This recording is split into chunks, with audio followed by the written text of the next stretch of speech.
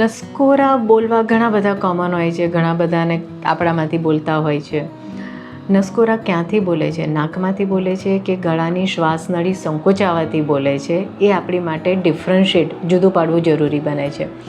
ઘણીવાર કેવું હોય કે પડદો વાંકો હોય નાકનો, અથવા તો પછી નાકમાં હાડકી વધી ગઈ હોય તો પણ નાકના નસકોરા બોલતા હોય છે.